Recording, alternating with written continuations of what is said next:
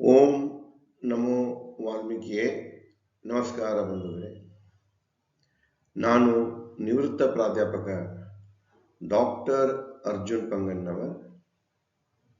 ನನ್ನ ಯೂಟ್ಯೂಬ್ ವಾಹಿನಿಯ ಆದಿಗುರು ವಾಲ್ಮೀಕಿ ಆಧ್ಯಾತ್ಮ ಬೆಳಕು ಕಾರ್ಯಕ್ರಮದ 28ನೇ ಸಂಚಿಕೆಗೆ ತಮ್ಮೆಲ್ಲರಿಗೂ ಸ್ವಾಗತ.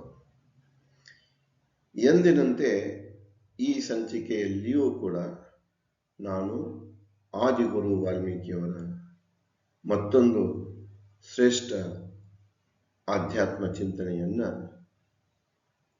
ತಂದಿರುವೆ, ಹಂಚಿಕೊಳ್ಳಲಿರುವೆ. ಅದರ ಪೂರ್ವದಲ್ಲಿ ಆದಿಗುರು ವಾಲ್ಮೀಕಿಯವರಿಗೆ ನಮನ ಪ್ರಾರ್ಥನೆಯನ್ನು ಸಲ್ಲಿಸುವೆ. ಓಂ ನಮೋ ವಾಲ್ಮೀಕಿ ಕೋಕಿಲಂ ಮಧುರಂ ಸುಂದರಂ ವಾಲ್ಮೀಕಿ ನಾಮಂ ಮಧುರಂ ಸುಂದರಂ ವಾಲ್ಮೀಕಿ ನಾಮಂ ಜ್ಞಾನಂ ಧರ್ಮಂ ಕರ್ಮಂ ರಾಮಾಯಣಂ ಜ್ಞಾನಂ ಧರ್ಮಂ ಕರ್ಮಂ ರಾಮಾಯಣಂ ಬ್ರಹ್ಮಸತ್ವಂ ಆತ್ಮಂ ದೇಹಾತ್ಮಂ ಬ್ರಹ್ಮಸತ್ವಂ ಆತ್ಮಂ ದೇಹಾತ್ಮಂ ವಂದೇ ವಾಲ್ಮೀಕಿ ಆಧ್ಯಾತ್ಮ ಗುರುವಂ ವಂದೇ ವಾಲ್ಮೀಕಿ ಆಧ್ಯಾತ್ಮ ಗುರುವಂ ನಮೋ ವಾಲ್ಮೀಕಿ ನಾರಾಯಣಂ ನಮೋ ವಾಲ್ಮೀಕಿ ನಾರಾಯಣಂ.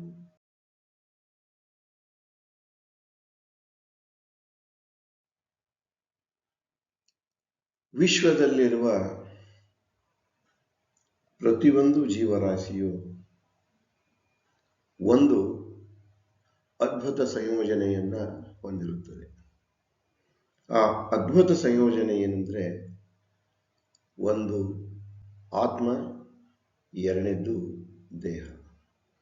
ಆತ್ಮ ಮತ್ತು ದೇಹ ಈ ಎರಡೂದರ ಮೂಲ ವಸ್ತು ಏನಿದೆ, ತಯಾರು ಮಾಡುವಂಥ ಮೂಲ ವಸ್ತು, ಮೂಲ ಏನಿದೆ ಒಂದೇ ಇದೆ, ಅದೇ ಬ್ರಹ್ಮಸತ್ವ. ಹಿಂದಿನಿಂದ ನಾನು ತಮಗೆ ಬ್ರಹ್ಮಾಂಡದ ರಹಸ್ಯ, ನಿಯತಿ, ಅನಿರೀಕ್ಷಿತ ಫಲ, ಭವಚಕ್ರ, ಸಂಬಂಧಗಳು ಹೇಳ್ತಾ ಬಂದಿದ್ದೇನೆ. ಇಲ್ಲಿ ನಾನು ಈಗೇನು ನಾವು ಯಾವುದೇ ಜೀವರಾಶಿ ತಗೊಳ್ಳಿ, ಉದಾಹರಣೆಗೆ ಮನುಷ್ಯ ತಗೊಳ್ಳಿ, ನಮ್ಮ ಕಣ್ಣಿಗೆ ಕಾಣುವುದು, ನಾವೇ ನಮ್ಮನ್ನು ನೋಡಿಕೊಂಡರೂ ಕೂಡ ಬರೀ ಶರೀರ ಅಷ್ಟೇ ಕಾಣಿಸ್ತಿದೆ ವಿನಃ ಆತ್ಮ ಕಾಣುವುದಿಲ್ಲ. ಶರೀರನೂ ಬ್ರಹ್ಮಸತ್ವದಿಂದ ಮಾಡಿದ್ದೆ, ಆತ್ಮವೂ ಕೂಡ ಬ್ರಹ್ಮಸತ್ವದಿಂದ ಮಾಡಿದ್ದೆ. ಶರೀರ ಗೋಚರವಿದೆ, ಆತ್ಮ ಗೋಚರವಿಲ್ಲ.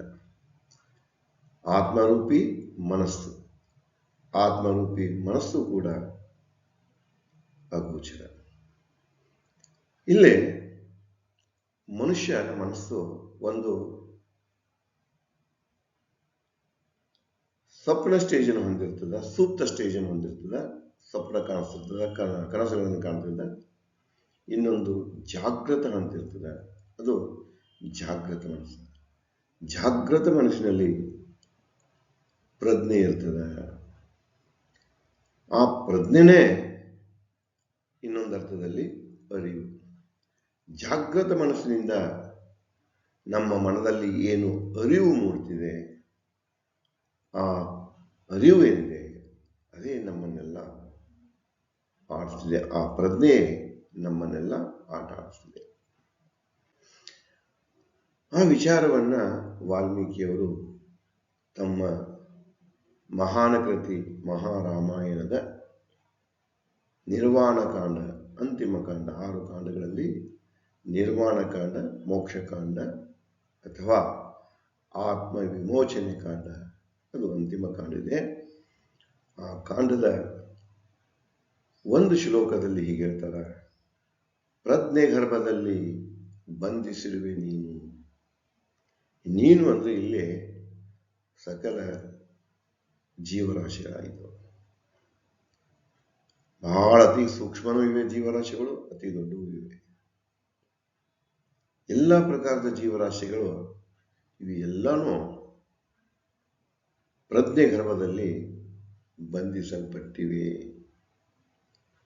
ಜಗತ್ತಿನಲ್ಲಿ ಗೋಚರಿಸುವ ಯಾವ ರೂಪವೂ ಅಲ್ಲ ನೀನು ಪದೇ ಪದೇ ಈ ನಿಯತಿ ಪ್ರಕ್ರಿಯೆಯಲ್ಲಿ ಸಿಕ್ಕೊಂಡು ಪುನರಪಿ ಜನನಂ ಪುನರಪಿ ಮರಣಂ ಭವಬಂಧನ ಸಂಸಾರ ಚಕ್ರ ಏನು ತಳ್ಕೊತ ಬಂದಿವಲ್ಲ, ಇಲ್ಲೇ ಸುತ್ತಾ ಇರ್ತೀಯ. ಸೈಕ್ಲಿಂಗ್ ಮತ್ತು ರೀಸೈಕ್ಲಿಂಗ್. ಒಂದು ಶರೀರ ಧರಿಸ್ತೀಯ, ಆ ಶರೀರ ಬಿಟ್ಟಾಗ ಆ ಶರೀರ ಕೂಡ ಏನಾಗ್ತದೆ, ಮತ್ತು ಬ್ರಹ್ಮಸತ್ವಗಳಲ್ಲಿ ಲೀನ್ ಆಗ್ತದೆ. ಲೀನಾಗಿ ಅದು ಮತ್ತೊಂದು ರೂಪ ತಗೊಂಡ್ಬರ್ತಿದೆ. ಹಾಗೆ ಒಂದು ರೂಪ ಹೋಗ್ತಿದೆ, ಮತ್ತೊಂದು ರೂಪ ಬರ್ತಿದೆ, ಒಂದು ರೂಪ ಹೋಗ್ತಿದೆ, ಒಂದೇ ರೂಪ ಮತ್ತೊಂದು ಸಲ ಬರಬೇಕಾದ್ರೆ, ರಿಪೀಟ್ ಆಗಬೇಕಾದ್ರೆ ಅದು ಬಹಳ ದುರ್ಲಭ. ಅದಕ್ಕೆ ಶಿಶುನ ಇವರು ನಿಜಗುಣ ಶಿವಯೋಗಿಗಳ ಒಂದು ಪ್ರಾರ್ಥನೆ ಇದೆ. ಜ್ಞಾನಪೂರ್ಣಂ ಜ್ಞಾನಂ ಜಗಜ್ಯೋತಿ ನಿರ್ಮಲವಾದ ಮನವೇ ಕರ್ಪೂರದಾತ್ರಿ. ಅದರಲ್ಲಿ ಒಂದು ಸಾಲ ಬರ್ತಿದೆ, ಮಾನವ ಜನ್ಮ ಏನಿದೆ ಹುಟ್ಟಿ ಬರುವುದು ದುರ್ಲಭ, ರೇರ್ ಕಾಂಬಿನೇಷನ್. ಯಾವಾಗಲೂ ಅಂತಲ್ಲ ಬರ್ತದೆ.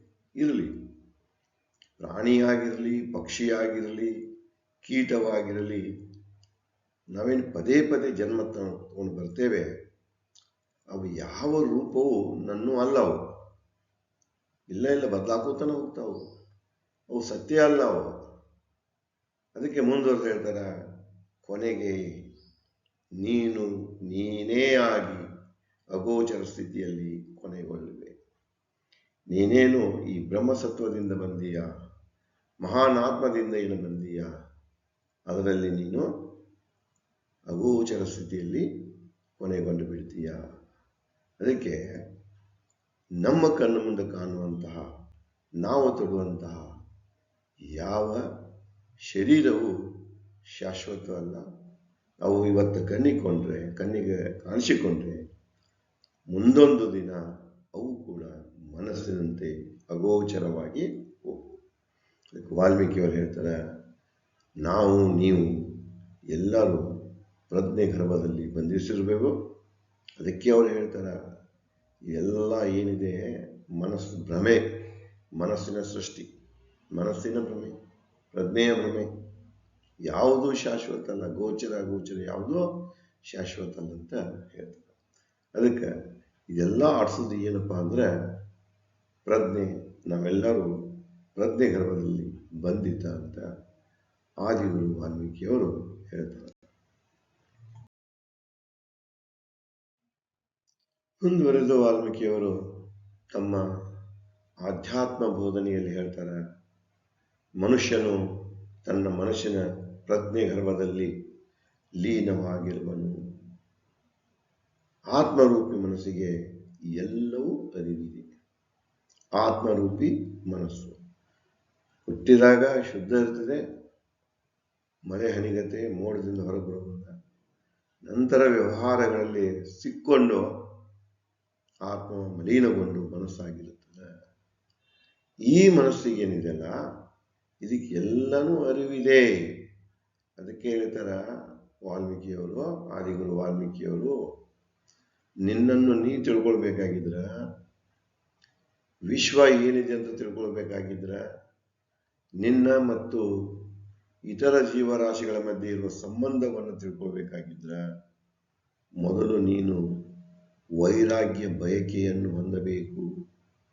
ಇದು ಯಾವುದೂ ನನ್ನದಲ್ಲ, ಇದು ಯಾವುದೂ ನಾನಲ್ಲ, ನಾನು ಯಾರು, ನನ್ನ ಮೂಲ ಏನು ಅಂತ ಯಾವಾಗ ನೀವು ತಿಳ್ಕೊಳ್ಳಿಕ್ಕೆ ಪ್ರಯತ್ನ ಮಾಡಿದ್ರಿ, ಅಲ್ಲಿ ಮನಸ್ಸೇ ಮುಖ್ಯ. ಮತ್ತು ಆ ಮನಸ್ಸದಾಗ ಹೇಳಲ್ಲ ಎರಡು, ನಾವು ಒಂದು ಸೂಕ್ತ ಇದೆ, ಇನ್ನೊಂದು ಜಾಗೃತ ಇದೆ. ಜಾಗೃತ ಮನಸ್ಸಿನ ತವಕ ಇರ್ತದೆ ಯಾವಾಗಲೂ ನಾ ಯಾರಂತ ತಿಳ್ಕೊಳ್ಳೋದು. ಅಲ್ಲಿ ಏನು ಅರಿವು ಮೂಡ್ತದ, ಪ್ರಜ್ಞೆ ಮೂಡ್ತದ. ಆ ಪ್ರಜ್ಞೆಗೆ ನಾವು ನೀವೆಲ್ಲರೂ ಬಂಧಿತರಾಗಿರುತ್ತೇವೆ. ಅಂದರೆ ಆತ್ಮರೂಪಿ ಮನಸ್ಸಿಗೆ ಪ್ರಪಂಚದ ಆಗುಹೋಗುಗಳ ಬಗ್ಗೆ, ನಮ್ಮ ಆಗುಹೋಗುಗಳ ಬಗ್ಗೆ, ವಿಶ್ವದ ಆಗುಹೋಗುಗಳ ಬಗ್ಗೆ ಅರಿವು ಇರುತ್ತದೆ. ಆದರೆ ನಾವು ಅದನ್ನು ಜಾಗೃತಗೊಳಿಸಬೇಕಿಷ್ಟೆ. ಆದರೆ ಅದು ಭವಸಾಗರ ಚಕ್ರದಲ್ಲಿ ಸಿಲುಕಿ ತನ್ನ ತನ ಕಳೆದುಕೊಂಡಿದೆ. ಎಲ್ಲ ಜ್ಞಾನ ಇದ್ರೂ ಕೂಡ ಅದು ಅಜ್ಞಾನಿಯಾಗಿರ್ತದೆ. ಮನಸ್ಸು ಯಾಕೆ ಅಜ್ಞಾನಿಯಾಗಿರ್ತದೆ ಅಂದ್ರೆ, ನಿತ್ಯ ಒಂದಿಲ್ಲ ಒಂದು ನಾವು ಭವಸಾಗರದ ಚಕ್ರದಲ್ಲಿ ಮೂಡಿ ಬರುವ ವ್ಯವಹಾರಗಳಲ್ಲಿ ತೊಡಗಿಕೊಂಡಿರುತ್ತೇವೆ. ಇವತ್ತೇನೋ ಪಡಿಬೇಕು, ಇವತ್ತೇನೋ ಗಳಿಸ್ಬೇಕು, ಇವತ್ತೇನೋ ಸಾಧಿಸಬೇಕು. ಇದೇ ವ್ಯವಹಾರದಾಗ ದುಃಖ ಆಗಿದೆ, ಸುಖ ಬಂದಿದೆ, ಸುಖಕ್ಕಾಗಿ ಏನು ಮಾಡಬೇಕು, ದುಃಖ ವಿಮೋಚನೆಗೆ ಏನು ಮಾಡಬೇಕು, ದುಡ್ಡು ಹೆಂಗೆ ಗಳಿಸ್ಬೇಕು, ಕೀರ್ತಿ ಹೆಂಗೆ ಗಳಿಸ್ಬೇಕು, ಹಲವಾರು ಇದು ಏನು ವಿಚಾರಗಳಿವೆ, ವ್ಯವಹಾರಗಳಿವೆ, ಲೌಕಿಕ ವ್ಯವಹಾರಗಳಿವೆ. ಈ ವ್ಯವಹಾರಗಳಲ್ಲಿ ಸಿಲುಕಿದ್ದರಿಂದ ಮನಸ್ಸು, ಆತ್ಮರೂಪಿ ಮನಸ್ಸು ತನ್ನ ಅರಿವನ್ನು ಕಳೆದುಕೊಂಡಿರುತ್ತದೆ. ಮುಂದುವರೆದು ಹೇಳ್ತಾರ, ಅವನು ಆತ್ಮರೂಪಿ ಮನಸ್ಸು ಆಗಿರುವುದರಿಂದ ಅಗೋಚರನಾಗಿರುವನು. ಎಲ್ಲಿ ತನಕ ಅಜ್ಞಾನದಲ್ಲಿರ್ತಾನ, ಬರ್ತಿರ್ತಾನ, ಹೋಗ್ತಿರ್ತಾನ, ಅಲ್ಲಿ ತನಕ ವಿವಿಧ ರೂಪಗಳಲ್ಲಿ ಗೋಚರವಾಗಿ ಕಾಣಿಸ್ತಾನೆ. ಯಾವಾಗ ಅವನಿಗೆ ಗೊತ್ತಾಗ್ತದೆ ತನ್ನ ಮೂಲ, ಅವಾಗ ಅವನೇನು ಮಾಡ್ತಾನ, ತನ್ನ ಮೂಲ ರೂಪದಲ್ಲಿ ಲೀನವಾಗಲಿಕ್ಕೆ ಹೋಗ್ತಾನ. ಅವಾಗ ಮನೋರೂಪಿ ಏನಿದಲ್ಲ ಆತ್ಮ, ನಿಜ ಆತ್ಮ ಆಗ್ತಿದೆ, ಶುದ್ಧ ಆತ್ಮ ಆಗ್ತಿದೆ. ಶುದ್ಧ ಆತ್ಮವಾಗಿ ಪರಿವರ್ತನೆಗೊಂಡಾಗ ಎಲ್ಲವೂ ಅಗೋಚರವಾಗ್ತದೆ. ಶರೀರ ಕೂಡ ಒಂದು ಸಲ ಮೂಲದಲ್ಲಿ ಲೀನವಾದಾಗ ಅದು ಯಾವುದೇ ಶರೀರವನ್ನು ಧರಿಸುವುದಿಲ್ಲ. ಅದಕ್ಕೆ ಸಂತರ ಜೀವನ ಚರಿತ್ರೆಯನ್ನು ನೋಡಿದಾಗ, ಬೋಧನೆಗಳನ್ನು ಕೇಳಿದಾಗ ಅವರೆಲ್ಲರೂ ಇದೇ ಹೇಳ್ತಾರೆ. ಕನಕದಾಸರಾಗಿರ್ಬೋದು, ಪುರಂದರದಾಸರಾಗಿರ್ಬೋದು, ವಚನ ಸಾಹಿತ್ಯದಲ್ಲಿ ನೋಡಿ, ಸಾಕಪ್ಪ ಈ ಜನ್ಮ, ಕೊನೆ ಮಾಡು, ನಿನ್ನಲ್ಲಿ ನನ್ನನ್ನು ಲೀನ ಮಾಡಿಕೊ.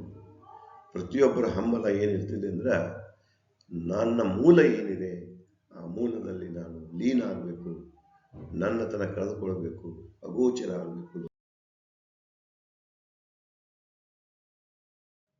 ಅದೇ ಚಿಂತನೆಯನ್ನ ಮುಂದುವರಿಸಿ ಆದಿಗುರು ವಾಲ್ಮೀಕಿಯವರು ಹೇಳ್ತಾರ, ಮೂಲತಃ ನಾವು ಅಗೋಚರ ಸ್ಥಿತಿಯನ್ನು ಹೊಂದಿರುತ್ತೇವೆ. ಭವಬಂಧನದಲ್ಲಿ ಸಿಕ್ಕೊಂಡು ಹಲವಾರು ರೂಪಗಳನ್ನು ಪಡಿತೀವಿ. ಅವನು ಜಗತ್ತಿನಲ್ಲಿ ಗೋಚರಿಸುವ ಪಕ್ಷಿ, ಕೀಟ, ಪ್ರಾಣಿ, ಜಡವಸ್ತು ಯಾವುದೇ ರೂಪ ಆಗಿರಲಿ ಅದು ನನ್ನದಲ್ಲ. ಕಣ್ಣಿಗೆ ಕಾಣುವಂಥ ರೂಪ ಮೂಲ ನನ್ನದಲ್ಲ, ನಾನು ಅಗೋಚರ ರೂಪದಲ್ಲಿದ್ದೇನೆ ಅನ್ನುವ ತಿಳುವಳಿಕೆ ಅರಿವಿನಿಂದ ಬರುತ್ತಿದೆ. ಅವನು ಯಾವುದೇ ರೂಪ ಧರಿಸಿದ್ದರೂ ಅಂತ್ಯದಲ್ಲಿ ಪುನಃ ತಾನೇ ಅಗೋಚರನಾಗುವನು. ಯಾವ್ಯಾವ ಬಂಧನದಲ್ಲಿ ಸಿಕ್ಕೊಂಡು ಯಾವ್ಯಾವ ರೂಪ ತಟ್ಟು ಬಂದಿರ್ತೀಯ, ನೀನು ಮಳೆ ಹನಿ ಆಗ್ತೀಯ, ಬಂಡೆ ಆಗ್ತೀಯ, ಪ್ರಾಣಿ ಆಗ್ತೀಯ, ಪಕ್ಷಿ ಆಗ್ತೀಯ, ಎಲ್ಲಾರು ಆಗ್ತೀಯ. ಅದ್ಯಾವುದು ಶಾಶ್ವತವಾಗಿ ಉಳಿದಿಲ್ಲ, ಅದ್ಯಾವುದು ನಿನ್ನ ಶಾಶ್ವತ ರೂಪ ಅಲ್ಲ. ನೀನು ಕೊನೆಗೊಂದು ದಿವಸ ಏನಾಗ್ತೀಯ ಅಂದ್ರೆ ಅಗೋಚರನಾಗಿ ಹೋಗ್ತೀಯ. ಅರ್ಥಾತ್ ಮೂಲ ರೂಪ ಬ್ರಹ್ಮಸತ್ವದಲ್ಲಿ ಲೀನವಾಗುವುದು. ಮನುಷ್ಯ ಕೊನೆಗೆ ಯಾವಾಗ ತನ್ನ ಅರಿವನ್ನು ತಿಳ್ಕೊಳ್ತಾನೆ, ಬದುಕಿನ ಬಗ್ಗೆ ಅರಿವಾಗ್ತದೆ, ನಾನ್ಯಾರು, ವಿಶ್ವ ಏನು, ನಿಜ ಜ್ಞಾನದ ಅರಿವಾಗ್ತದೆ, ನಿಜತ್ವದ ಅರಿವಾಗ್ತದೆ, ಸತ್ಯದ ದರ್ಶನ ಆಗ್ತದೆ. ಆವಾಗ ಮನುಷ್ಯ, ಪ್ರಾಣಿ, ಯಾವುದೇ ಜೀವರಾಶಿ ಆಗಿರಲಿ, ಅದು ಮೂಲ ಬ್ರಹ್ಮಸತ್ವದಲ್ಲಿ ಲೀನವಾಗಿ ಅಗೋಚರವಾಗುತ್ತಿದೆ.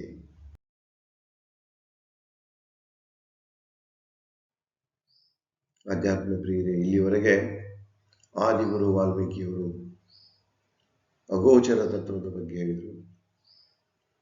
ನೀವು ಕಾಣಿಸಿಕೊಳ್ಳುವಂಥ ರೂಪವು ಶಾಶ್ವತವಲ್ಲ.